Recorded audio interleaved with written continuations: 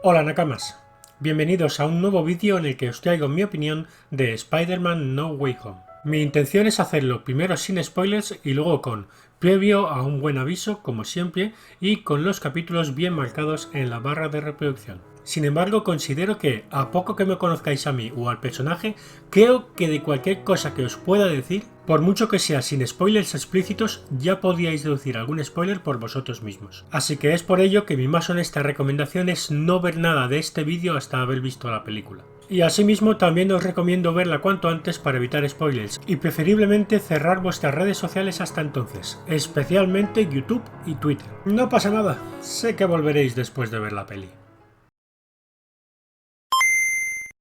Antes de nada, quisiera señalar dos cosas. La primera es que tengo tanto que decir que me he escrito un guión, pero como no puedo poneros imágenes de todo aquello a lo que haga referencia por razones obvias, véase la ética, la legalidad vigente y todas esas pamplinas que últimamente parece que solo me importan a mí, me limitaré a poneros en bucle los dos trailers de la película mientras voy cascando, y es por ello que desde ya os recomiendo escuchar este vídeo mientras hacéis otras cosas, rollo podcast, en lugar de sentaros a verlo, siempre que esas otras cosas no os impidan prestarme atención, claro. La segunda es reconocer de antemano que esta opinión será muy personal y muy subjetiva. Spider-Man es, por mucho, mi superhéroe favorito de todos los tiempos. Desde bien pequeño, mucho antes incluso de que Sam Raimi le hiciera famoso con su primera película, yo ya disfrutaba enormemente de la serie animada de los 90, los cómics en yapa de John Romita Jr. y los sublimes videojuegos de la primera PlayStation. Spider-Man siempre ha sido especial para mí. Desde pequeño he sabido valorar que es el superhéroe definitivo. Independientemente de que me encanten sus habilidades, su diseño, su personalidad, sus villanos y sus historias, lo que para mi gusto le hace tan especial es su humanidad. Peter Parker es un ser humano que tiene problemas de ser humano y al que parece que persigue la desgracia más que a la mayoría de superhéroes. Le vemos sufrir constantemente y volver a levantarse, y por mucho que deba sacrificar, siempre da hasta su último aliento para hacer ya no el bien, sino lo que es correcto. Peter Parker es un héroe con o sin superpoderes, y es por eso que me resulta imposible ser verdaderamente objetivo cuando se trata del lanzarredes. Así pues, quisiera aprovechar este punto para recordarte que, si tú no estás de acuerdo, no hace falta faltar al respeto a nadie. Si te apetece podemos debatir educadamente en los comentarios y si no, yo todavía puedo ver la cantidad de dislikes y el botón sigue en su sitio. Dicho esto, y reiterando que os recomiendo no ver ni siquiera esta sección del vídeo sin haber visto Spider-Man No Way Home, y que por ende dejes el vídeo aquí mismo si no lo has hecho ya, empecemos con mi opinión de la película sin spoilers explícitos. ¿Por qué digo eso? Porque lo primero que tengo que decir de ella es que me parece magnífica, excelsa, casi perfecta, indudablemente la mejor que se ha hecho nunca del trepamuros y para mi gusto, y el de los amigos que la vieron conmigo, la mejor que se ha hecho nunca de Marvel. No solo de Marvel Studios, sino de todo Marvel. Y claro, creo que eso ya os crea unas expectativas de cara a ver la película que opino que es mejor que no tuvierais, para poder disfrutarla, sufrirla y percibirla con la mayor objetividad posible dentro de la percepción subjetiva de cada uno. Entrando ya en materia, opino que la cinta cuenta con un guión magnífico que supera toda expectativa, unos diálogos excelentes, un desarrollo de personajes sublime que perfecciona unas figuras que previamente ya tenían una personalidad muy bien definida, unas interpretaciones increíbles que derrochan carisma y epicidad y una cantidad de referencias e easter eggs alucinante. Se nota que este filme está hecho con mimo, de fans para fans, teniendo en cuenta cada mínimo detalle y escapándoseles muy pocas cosas. Es una película que controla los acontecimientos con un ritmo exquisito. En muy pocos minutos de todo el metraje sientes que eso te sobre. Todo está muy bien hilado y muy bien llevado. Y lo más importante, te hace vivir una auténtica montaña rusa de sentimientos en cuestión de instantes, llevándote de la risa al llanto, del llanto al éxtasis y vuelta al drama nuevamente, y hasta son capaces de hacerte reír mientras aún tienes lágrimas en las mejillas. Y eso solo se puede explicar de dos maneras: fanatismo extremo o maestría cinematográfica. Y honestamente, yo creo que la balanza en este caso está totalmente equilibrada. Pero seguramente eso vaya a gustos. Tal vez esa sea parte de la magia de Spider-Man No Way Home, que el 80% de la cinta sea fanservice y aún así logren gestionarlo de una manera tan excelsa como lo hacen. Porque vive Dios que todos sabemos que eso no es nada sencillo. La película roza la perfección de principio a fin, y cuando termina y te deja con una vorágine de sentimientos en tu interior, todavía no han terminado de volverte loco porque las dos escenas postcréditos son igual de alucinantes que el largometraje en sí. Debéis saber que la primera llega tras los créditos animados y la segunda la vemos tras los créditos clásicos de toda la vida. Oh, y para quienes estén preocupados por el clásico humor forzado de Marvel Studios en sus producciones, creo que No Way Home es una de las que mejor interiorizado lo tiene, y creo que no me queda mucho más que añadir sin destripar nada de la cinta, así que terminaré este tramo del vídeo señalando que una de mis cosas favoritas de Spider-Man No Way Home es que, si hubiera algún error o algo achacable a la película, literalmente puedes justificarlo con lo de que lo hizo un mago. Antes de empezar con los spoilers, quisiera aprovechar para decir que realmente No Way Home es una película que puedes disfrutar por sí misma, y no es estrictamente necesario ver ninguna gotia si estás atento y ágil asumiendo el contexto de todo lo que sucede. Pero evidentemente hay una serie de películas que deberíais ver antes de esta para poder disfrutarla al máximo, captar muchas más referencias y apreciarlo todo mucho mejor. Así que me gustaría recomendároslas. En primer lugar, podéis ignorar Homecoming completamente.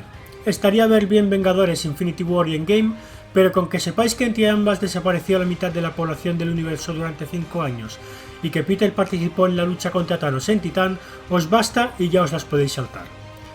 La primera imprescindible es Far From Home, tanto por el desarrollo de personajes que ahí empieza, sobre todo con Happy Hogan y con MJ, como porque No Way Home comienza inmediatamente en el instante exacto en el que termina Far From Home. Seguidamente recomiendo ver Doctor Strange, y no solo para familiarizarte con él y Wong sin tener que ver Infinity War, sino por otras cosas que son spoiler. Evidentemente sería bastante apropiado ver las 3 películas de Spider-Man de Sam Raimi con Tobey Maguire y las 2 de The Amazing Spider-Man de Mark Webb con Andy Warfield, dado que veremos a sus villanos y tendremos contacto estrecho con ellos. Conviene entenderlos lo mejor posible. De cara a las escenas postcréditos también tengo recomendaciones, pero lógicamente serían spoiler, así que francamente no sé si recomendarte que me escuches en adelante o no. Pero bueno, si crees que mejor no, cierra aquí el vídeo porque procedo a decírtelas en 3, 2, 1... Bueno, no os diré por qué ni para qué escenas, pero os diré que conviene haber visto WandaVision, el episodio 4 de What If y la escena postcréditos de Venom Habría Matanza. La película per se no es necesario. Así que bueno, una vez abierta ya la veda de los spoilers, primero me gustaría comentar todo lo que me pareció especialmente bueno de la película para poder apreciarlo mejor todos juntos, así como lo poco que no me gustó tanto, y por último unas reflexiones finales también con spoilers, como suelo hacer en mis análisis de videojuegos básicamente. Pero no sin antes recordaros por última vez que en adelante empiezan los spoilers. Empecemos pues con lo que más me gustó de la película. En algunas cosas me detendré bastante y otras solo las mencionaré, así que espero que no se os haga tedioso. Vamos allá. Número 1. Que Flash Thompson sea el primer conocido en enterarse de la identidad de Spider-Man. Número 2. Que aparezca con el pelo teñido de rubio, ya que en los cómics era rubio natural. Número 3. El tío de MJ Peter sobre el puente. Número 4. El gag de Peter cambiándose con MJ pareciendo otra cosa. Número 5. Que la pintura que le tiran a Spider-Man para mancharle el traje sea verde en referencia a Misterio, y la sutileza con la que eso parece una escena random, pero luego resultará que es la justificación para ver el traje negro y dorado más adelante, siendo el mismo del revés. Número 6. El libro de Flashpoint, como el evento de DC, todo un guiñaco. Número 7. El cómo nos muestran primero a Jameson en un decorado muy indie y low cost y según gana popularidad atacando a Spider-Man, acaba en todo un plató televisivo. Número 8. Los diálogos de todos en comisaría, en especial May y MJ diciéndole al unísono a Pete que ni hable, toda una referencia a lo Spoilerman que es Tom Holland, y la boca chanclada de Ned en su interrogatorio. Número 9. El primer gran puntazo de la peli, el Matt Murdock de Charlie Cox como abogado de Peter, y el momentazo de soy muy buen abogado. Número 10. La sublime atención al detalle que se aprecia especialmente en el respirador que usa Happy para dormir, como parte de la justificación de sus ronquidos para alterar a MJ durante la videollamada con Peter. no hacía ninguna falta, pero ahí está. Otra muestra de atención al detalle es que Happy no duerme en su propia cama con May porque no están juntos, pudiendo así cuadrarlo todo para que interrumpa la videollamada en el salón y genere una buena escena de humor. Número 11. El desarrollo de la relación sentimental de Pete y MJ durante toda la cinta. Es magnífico sin ser empalagoso, lo cual lo hace aún mejor. Número 12. La excelente representación de la población conspiranoica que tanto percibimos actualmente en los 3 profesores de Peter. Número 13. Y no podía haberle caído un número más apropiado a este punto, que sea la decoración de Halloween lo que haga a Peter pensar en Strange.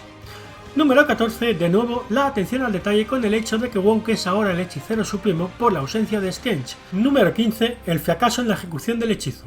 Pensé que quedaría muy cutia y forzado, pero realmente lo hicieron muy bien. Número 16. Strange cambiando de actitud con Peter según se enfada con él o no. Os parecerá una gilipollez, pero es muy realista. A mi padre le ocurre lo mismo conmigo. Número 17. Que hayan logrado respetar el doblaje de los personajes de las otras franquicias. Número 18. Toda la batalla con Doc Ock.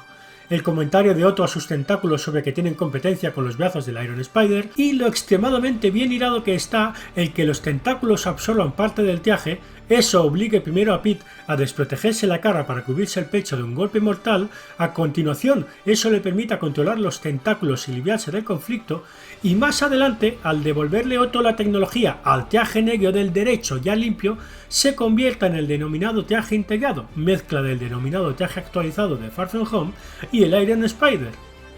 Número 19. El detalle de que Ned mencione a Strange que su tía abuela, o quien fuera, no me acuerdo, tenía percepción mágica como si fuera un chiste tonto, pero más tarde eso justifique que pueda abrir portales con el anillo de Strange. Número 20. Que tengan en cuenta constantemente en el guión de la película que los distintos villanos no solo vienen del mismo universo, sino también de puntos cronológicos distintos, hasta el punto de ser ellos mismos los que se revelan entre ellos que murieron más adelante en sus universos, y solventando sublimemente uno de mis temores de antes de ver el filme. Número 21. De nuevo, que respeten al máximo la personalidad y circunstancias de cada villano, como lo vemos con Flint Marko defendiendo a Peter al principio o en el diseño del chip de la exocolumna vertebral de los tentáculos de Octavius. Número 22. Que intenten darle unos toques al Duende Verde que lo asemejen mínimamente al del cómic, con la túnica morada. Número 23. Que Tia May trabaje en Festín y se vea el logo, el local y el camión como en el juego de PlayStation 4. Ya hicieron un amago de ello en Far From Home con un refugio para los afectados por el lapso, pero aquí es Festín con todas las letras, y me pareció un puntazo. Tristemente, esa no fue la única referencia a la May de Insomniac Games, pues el epitafio de su tumba en No Way Home es el mismo que en el videojuego, estando estrechamente relacionado con su trabajo en el refugio. Número 24. Que consigan hacerme empatizar e incluso compadecerme del putísimo Norman Osborn de Willem Dafoe, que era un cabronazo. Increíble. Número 25. La confirmación de que Industrias Oscorp no existe en el UCM. Número 26. Lo bien planteado, escrito y desarrollado que está el conflicto ético de Peter en esta película. Él sabe que tanto su tía May, alegando que lo correcto es intentar salvar a los villanos de su muerte en su universo, como Stephen Strange, alegando que así debe ser el orden natural de las cosas, especialmente para no comprometer la estabilidad del multiverso, tienen razón. Esa dualidad de querer hacer siempre lo correcto es lo que provoca todo el conflicto en la cinta, terminando en tragedia, pero en mi opinión, en lo único que fue culpable fue joder el hechizo de Strange inicialmente. En el resto siempre hizo lo correcto, y lo hizo lo mejor posible, y aún así termina aceptando su responsabilidad con un tremendo sacrificio doble al final de la película, demostrando el salto de madurez que pega durante la misma, y demostrando por qué es mi puto héroe. Número 27. El enfrentamiento entre Strange y Peter. Da un poco de lástima porque se nota que Steven se está conteniendo todo el rato porque para él es como si Peter no tuviera ninguna posibilidad de salirse con la suya, pero aún así es muy ingenioso como se resuelve. Número 28. Que los guionistas abracen los memes, como el de ¿sabes? Yo también soy científico. Superlativo. Número 29. Cuando May le ofrece agua a Octavius bromeando al respecto, como si coqueteara con él. Creo que fue una referencia a que en los cómics estuvieran a punto de casarse. Número 30. Sé que ya he mencionado la excelsa interpretación de todos los actores de la película, pero quisiera destacar a Willem Dafoe, realmente de principio a fin, pero sobre todo en la escena de la batalla en el piso de Happy. Y llegamos a la recta final del filme. En adelante dejaré de enumerar las cosas que me gustaron especialmente, porque son muchas y vienen casi seguidas. Además me pararé mucho más en ellas. Llegamos a la escena de la muerte de May. ¿Qué decir? Toda ella es impactante y desgarradoramente sublime. La tragedia, el guión, las interpretaciones, los planos, la iluminación. El parecía que no, pero sí. La toma de Happy presenciándolo. El hecho de que May tome el testigo de su difunto marido Ben Parker, pronunciando por primera vez en la trilogía de Holland el dogma de Spider-Man, repitiéndose así su historia. Gallina de piel Kaioken por 20. Y mientras aún estás conteniendo las lágrimas, llega el éxtasis de la película. En casa de Ned, lo que éste le dijo a Strange en el Sanctum Sanctorum y parecía un chiste random, toma sentido y descubrimos que puede abrir portales para encontrar a su amigo Peter. Así que logra abrir uno y vemos a Spider-Man en un callejón oscuro, girándose hacia los jóvenes que le llaman. El tiempo se detiene en la sala de cine. De repente todo sucede más despacio, mientras tú sabes que algo anda raro. Algo es extraño, pero aún no caes en por qué. Ned y MJ llaman a Peter nuevamente, y éste les saluda como si no los conociera. El tiempo se detiene aún más mientras tú piensas. ¿Qué ocurre? ¿Por qué no reacciona más y corre a su encuentro? ¿O ellos al suyo? Spider-Man se decide finalmente a reunirse con los adolescentes que le reclaman. Se pone en marcha y empieza a trotar hacia cámara. Y entonces lo intuyes. Aún no has caído, pero ya lo has intuido. El tiempo empieza a recuperar su velocidad habitual y The Amazing Spider-Man cruza el portal mágico de un salto para plantarse en casa de Ned. Su abuela ejerce de portavoz de toda la humanidad chillando al verle, y le tira mis bragas a la cara. Ante tanto revuelo, el asombroso hombre araña se retira la máscara y ya no importa que lo supieras o no. No importa que realmente no te sorprendas porque ya te habías comido el spoiler, aunque te hubieras dicho a ti mismo que sería fake. Y no importa que hubieras ido al cine solo para ver ese preciso instante, porque es entonces cuando todo estalla. Tu infancia, tu adolescencia, tu juventud, tus esperanzas, tus ilusiones, tu fantasía, tus sueños, tu corazón. La sala de cine entera. Andrew Russell Garfield estaba en el universo cinematográfico de Marvel Studios con su traje de The Amazing Spider-Man 2 diciendo: soy Peter Parker, soy Spider-Man. Y cuando quieres darte cuenta, antes de que puedas recuperar el aliento siquiera, ya le tenemos en pantalla desbordando esa abrumadora pasión que, como tú y la mayoría de los presentes, siente hacia el personaje. Sin embargo, mientras observas a MJ desconfiar de él, te preguntas si habrán logrado convencer a Tobey Maguire también. Y una vez Ned decide probar nuevamente a hallar a su Peter, no necesitas verle aparecer como Pedro por su casa, y un poco como si no fuera con él la cosa, si me lo permitís, para empezar a asumir que ese hijo de perra de Kevin Feige lo ha logrado y ha cumplido un sueño que la gran mayoría considerábamos demasiado utópico como para poder ser considerado seriamente. Avanzamos un poco y nos encontramos con multitud de escenas de los tres Spider-Man con unos diálogos sorprendentemente buenos y bien hilados, que si bien yo podía perfeccionar, lo cierto es que son realmente excelsos y demuestran una vez más que la cinta la han hecho auténticos fans y conocedores de las 7 películas previas, 10 si contamos los cameos de Holland en el UCM. Entre todos esos momentos destaco especialmente los temas musicales de los otros dos Spider-Man sonando tímidamente, el plano de Tobey y Andrew a contraluz frente a la luna sobre la universidad, la honradez en el discurso de Peter 1 con Jameson, el hecho de que todo eso justifique la subtrama de que Jonah estuviese a los pies del edificio de Happy grabándolo todo cuando los villanos se rebelan y huyen, el guiño a Spider-Man 2 con lo de la espalda de Tobey, el animar a Andrew diciéndole que es amazing a sabiendas de que la mayoría de los fans le consideraban la peor encarnación del trepamuros, la brutal coña de Tom sobre si Tobey puede sacar telarañas de otras partes del cuerpo, y entonces llega Electro y empieza lo bueno. Me gustaría deciros que es todo tan bueno que no destacaría nada especialmente, pero no puedo dejar de destacar el plano de los 3 Spidey posándose sobre la estatua, con cuyo póster pienso empapelar toda mi maldita casa, la redención de Peter 2 al salvar a MJ, uno de mis momentos favoritos de toda la película, o la inesperada aparición en pantalla de los actores que interpretan a Sandman y Lagarto cuando los villanos reciben sus curas. Pero reitero que destacaría cada maldito frame y cada maldito diálogo de esa escena.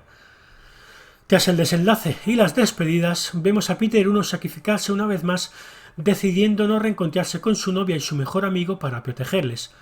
Comprobamos así que ni siquiera Happy lo recuerda y que sin May está total y absolutamente solo en el mundo y tiene que apañárselas en un pisucho cochambroso como el de Toby, con otro huevo de Pascua al meme del alquiler, y termina pirateando la señal de la policía como en el juego de PS4 y siguiendo con su vida con un nuevo traje inspirado en los de Peter 2 y Peter 3 que, a falta de un buen plano del mismo en el que se pueda apreciar bien, parece la verdadera versión UCM del trágico clásico del Hombre Araña, por encima del traje Stark de Homecoming, terminando así la película de tal forma que, de cara al futuro, el Spider-Man de Tom Holland termina su primera trilogía habiendo corregido todo lo que se le criticaba, los mentores, la tecnología, la inmadurez y los trajes, y dejando un inmejorable lienzo en blanco para que empiece ahí la verdadera historia del Spider-Man de Tom Holland, con una enorme cantidad de posibilidades y unas condiciones absolutamente perfectas. Pero no se vayan todavía, porque aún nos queda ver cómo el gran Tom Hardy se olvida de llevarse esta y las posibilidades que eso abre, aunque la escena no tenga sentido. Y por si no hubiéramos tenido bastante, no te olvides de que seguimos en el ahora multiverso cinematográfico de Marvel, porque terminamos a lo grande con un brutal trailer de Doctor Strange in the Multiverse of Madness con la diosa Wanda Maximoff, la neófita América Chávez, el comiquero Gargantos y, hay que joderse, el putísimo Strange supremo de What If en live action. Bestial, apoteósico, apocalíptico. Una película redonda, no solo hasta el final, sino más allá incluso. Antes de encarar mis impresiones finales, creo que sería igualmente interesante e igualmente justo pararme a señalar lo poco que no me ha gustado tanto durante el metraje. No por hatear, Dios me libie, sino por justicia, por no pecar de fanático recalcitrante y por si cupiera la remota posibilidad de que mi feedback llegara a Marvel Studios o Sony de cara a pulir aún más, si cabe, las futuras entregas. Pero insisto en que la mayoría de lo que mencionaré a continuación son cosas que realmente no me molestan, únicamente un par o tres de ellas, que ya os iré mencionando cuáles son, que son las que se me ocurrieron al salir del cine. El resto las he sopesado sosegadamente preparando este vídeo podcast, así que vamos allá, que tampoco me quiero parar mucho. En primer lugar, que los viandantes pregunten a MJ si es la novia de Spider-Man, pues es algo que podían haber hecho aun sin que en ese momento saliera su identidad en las noticias, y os juro que ya lo pensé hace 2 años al final de Far From Home, y que repensé en el acto viendo No Way Home. Número 2. Que Matt Murdock diga que el responsable de Industrias Stark es Happy Hogan y por eso está en problemas. Creo que ahí hay un pequeño error. Creo que, como jefe de seguridad, es lógico que le investiguen por la desaparición de la tecnología Stark en Far From Home. Hasta ahí bien. Pero el responsable de la compañía en ausencia de Tony no debería ser él, sino su esposa Pepper Potts. Número 3. Que ningún hechicero del Sanctum Sanctorum conozca ningún hechizo para deshacerse de la nieve de un modo más práctico que no sea con 2 becarios a palazos, que encima se ve que acaban de empezar. Pequeño error de atención al detalle ahí. Hubiera estado bien que ya llevaran un buen cachote de recibidor recogido. Pero de vuelta a lo importante, creo que el Sanctorum congelado no tiene la más mínima relevancia en el resto del guión, así que creo que se lo podían haber ahorrado o al menos gestionado correctamente. Pero no es algo que me moleste realmente. Número 4. El CGI de Peter en la puerta del Sancto Sanctorum según ella. Simplemente canta mucho. Número 5. Francamente, yo no acabo de entender por qué Electro ahora está buenorro si en el universo Amazing era medio calvo y feo, y por ende no puedo comprárselo. Pero lo puedo pasar por alto. Número 6. Tampoco entiendo por qué Sandman se pasa toda la película sin volver a su forma humana. Pensé que sería porque no pudieron contar con la participación del ya mencionado actor Thomas Hayden Church, pero lo vemos al final de la cinta cuando consiguen curarlo, así que a menos que buscaran la sorpresa ahí no entiendo esa decisión, porque solo tendría sentido si fuera una versión de Sandman que acaba de adquirir los poderes y aún no los controla, pero se trata de la versión del final de Spider-Man 3, cuando Flynn controla sus poderes totalmente y se va en paz con el Peter de Tobey. Número 7. Que los temas musicales de los otros 2 Spider-Man no se aprecien mucho más. Y en octavo lugar, para terminar, todo un clásico del UCM. Entiendo que meterlos a ellos también sería demasiado para la película, pero como en casi todas las películas desde la fase 2 y sobre todo desde la 10, me molesta la ausencia de otros superhéroes, especialmente en esta ocasión la del Capitán América de Sam Wilson y sobre todo la de Nick Furia y Maria Hill, aunque fueran sus versiones Skrull, pues en la cinta inmediatamente anterior aparecieron porque creían que había multiverso, y en esta que sí que lo hay, y se está liando pardísima, ni están ni se les espera. Pues no tiene sentido, oiga. Así como la ausencia de las gafas Edith sí lo tiene porque los federales confiscan la tecnología Stark, la ausencia de Furia y Hill no. Pero reitero que lo entiendo y se lo perdono. Y hasta ahí los pocos defectillos que yo corregiría de la película, no tiene más. Lo cierto es que, como ya he dicho, de todos estos problemillas que lamento, solo noté un par durante la película. Por lo demás, no tienes tiempo de encontrarle pegas, estás demasiado ocupado disfrutando y sufriendo por partes iguales. Lo importante aquí es que me parece un peliculón legendario, historia viva del cine, y francamente está batallando con la tetralogía Toy Story para arrebatarles el título de mi película favorita ever. Porque cuando en una película pasan cosas que los fans habían predicho en memes, fanarts, teorías y simples ¿te imaginas que pasara esto? Como lo de Andy salvando a MJ, o cuando ves el segundo tráiler y Spider-Man se posa en el andamio y tú sabes que en ese frame han eliminado a los otros dos y luego ves la película y es así, cuando todo eso ocurre es cuando sabes que es una película hecha con mimo, de fans para fans, y francamente eso es lo que yo más aprecio, que se la tomen en serio, que le sepan dar la importancia que tiene. Lo hacen todo tan bien que ni siquiera molesta que no se lleguen a juntar 6 siniestros en la cinta. Para empezar porque no te da tiempo a notarlo, y aunque lo hagas, está perfectamente justificado que sea así. Y como diría José Mota, incluso es mejor, porque incluir a 6 siniestros hubiera sido forzado, a menos que repitieran un duende o un Venom metiendo al de Topher Grace, cosa que creo que es mejor que no hayan hecho. Y además, aún se guardan esa carta para otro futuro peliculón, que por cierto se rumorea que podría incluso rescatar nuevamente a los 3 Spider-Man juntos de nuevo. Habrá quien le achaque el exceso de fanservice, pero francamente no me parece algo recriminable porque todo el filme se cimenta en él, y porque lo moldean como putos dioses, y te entra tan bien que te hace descubrir que con las películas también se puede tener orgasmos. Pues mire usted, así me las den todas, y no lo digo por faltar, sino por ilustrar mi argumento, pero ya le gustaría a Zack Snyder manejar el fanservice la mitad de bien que No Way Home. Quisiera recalcar, y con esto termino, que ya está confirmado que Tom Holland será el primer Spider-Man en tener más de 10 películas, y me parece absolutamente bestial que en el cierre de su primera trilogía se reúnan los 10 para guiarle a encarar una nueva trilogía, habiendo corregido, como mencionábamos anteriormente, todos los problemas que tenía su encarnación del arácnido y teniéndolo todo de cara para convertirse, en lo que queda de década, en la mejor encarnación live action que haya existido jamás. En fin, nakamas, esta ha sido a grandes rasgos mi opinión sobre Spider-Man No Way Home. Debéis saber que la vi por primera vez doblada al castellano, pero que mañana mismo volveré a verla en versión original, de modo que si tuviera algo que añadir después de eso os lo dejaría en un comentario fijado. Sin mucho más que añadir, realmente espero que hayáis disfrutado de este video podcast y que no se os haya hecho demasiado tedioso. Y aquí me despido, no sin antes pediros que seáis responsables a la hora de compartir vuestro entusiasmo tras ver la cinta, y que no se la destripéis a nadie, del mismo modo que a la gran mayoría nos hubiera gustado que os la destriparan a vosotros. Recordad siempre que todo gran poder debe conllevar una gran responsabilidad. Adiós, arañas.